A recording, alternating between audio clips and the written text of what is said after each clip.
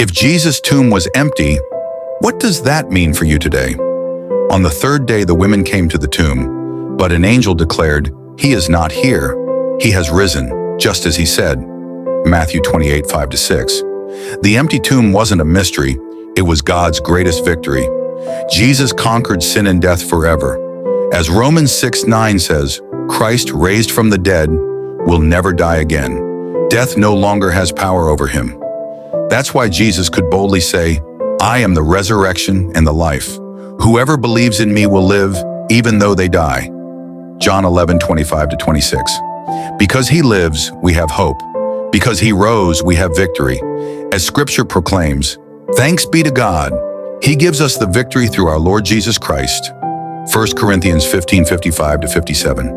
The tomb is empty, and that changes everything. Put your trust in the risen Savior today.